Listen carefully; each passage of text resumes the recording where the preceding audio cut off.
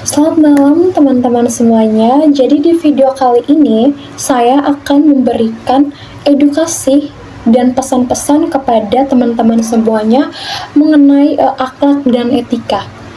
Bukan hanya itu ya teman-teman, saya juga akan memberikan sedikit statement mengenai apa itu anti korupsi dan kenapa korupsi itu sering terjadi ya di masyarakat.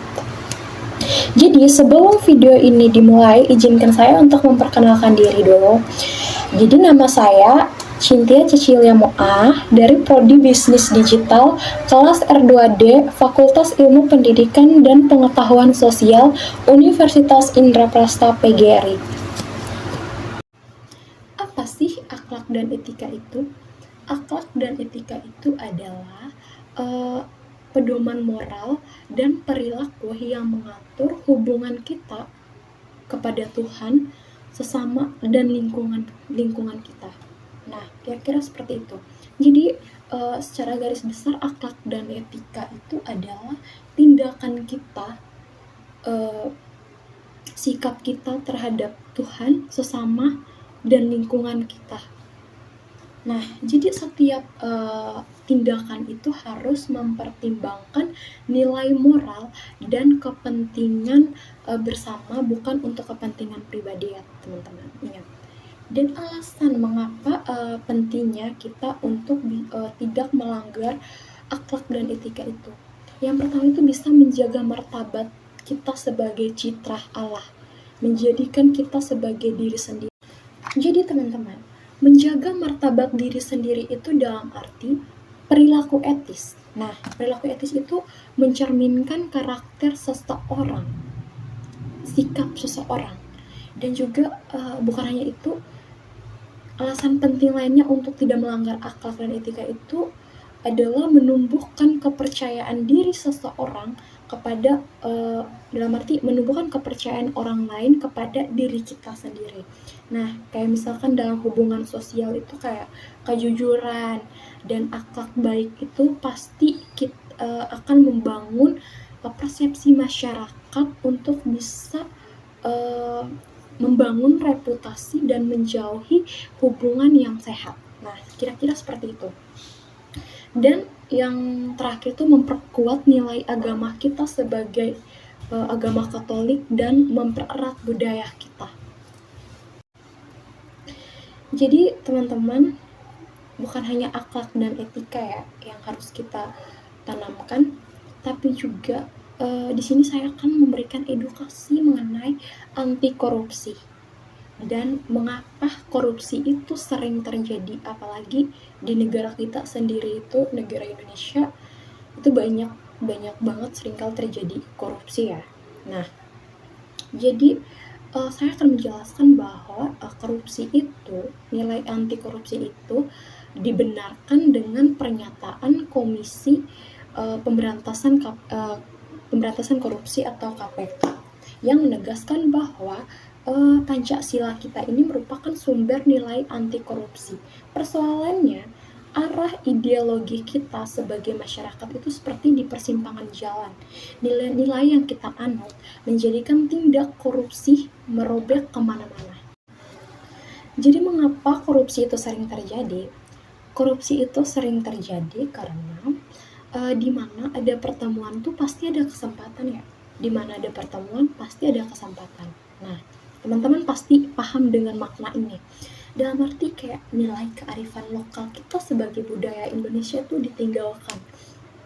Dan juga ada nilai-nilai kapitalis yang dimana nilai itu mendorong seseorang untuk bisa bertindak korupsi. Bukan hanya itu ya teman-teman, korupsi juga terjadi karena pemahaman kita itu masih minim dan kebanyakan dari kita itu hanya mengetahui sila-sila dari Pancasila namun tidak memaknainya. Kayak misalkan Pancasila itu seperti apa, mereka tuh hanya mengetahui saja sebagian persepsi Pancasilanya tapi tidak mengetahui arti dari sila tersebut. Kira-kira seperti itu. Jadi kita punya alasan ya penting untuk bisa menolak korupsi. Sebagai warga negara Indonesia, sebagai mahasiswa juga, pentingnya kita untuk menolak korupsi itu karena apa? Karena mereka itu merusak keadilan dan pemerataan. Dalam arti, korupsi itu menyebabkan ketimpangan dan menguntungkan segelintiran orang, tetapi merugikan banyak pihak. Dan juga bukan hanya itu, mereka juga menghambat pembangunan, kayak misalkan dana publik yang seharusnya untuk membangun sekolah atau enggak rumah sakit atau tidak infrastruktur lainnya itu bisa hilang karena adanya korupsi. Uangnya dikemanain, uangnya ya hilang karena apa? Karena adanya korupsi tersebut. Nah, jadi bukan hanya itu, bisa menurunkan kepercayaan masyarakat ya. Korupsi bisa menghancurkan kredibilitas kita. Alasan penting untuk bisa menolak korupsi itu bukan hanya merusak keadilan dan pemerataan, menghambat pembangunan, tapi juga menurunkan kepercayaan masyarakat atau warga negara. Dalam arti, korupsi itu bisa menghancurkan kredibilitas kita sebagai seorang pemimpin negara atau lembaga pemerintah. Nah, dalam arti kayak masyarakat itu sudah tidak memegang kunci kepercayaan lagi kepada pemimpin negaranya. Karena apa? Karena sering terjadi korupsi. Dari situ kayak ada kekecewaan tersendiri dari para masyarakat.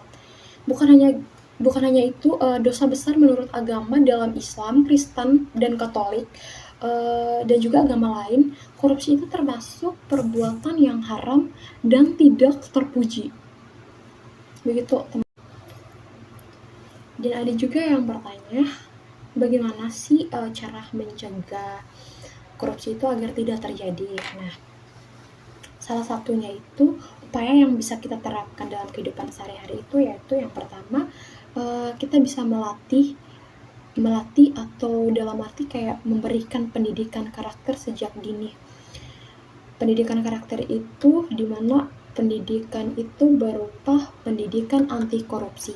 Nah, bukan hanya itu, kita juga bisa menjadi teladan pemimpin dan orang dewasa dan memberikan contoh yang beretika dan anti korupsi kepada anak-anak, kepada masyarakat, kepada sama kita.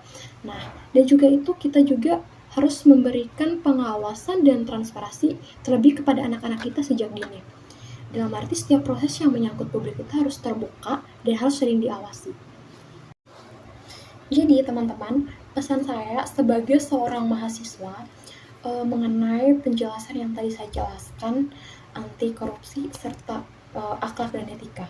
Nah, saya ingin mengambil kesimpulan bahwa lebih baik hidup sederhana dengan integritas daripada kaya karena korupsi.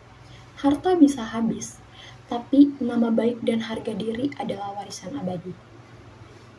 Menjaga akhlak dan etika serta menolak korupsi bukan hanya kewajiban hukum ya, tapi juga panggilan moral untuk menjadi manusia yang bermartabat, bertanggung jawab, berakhlak untuk bangsa, negara, dan agama.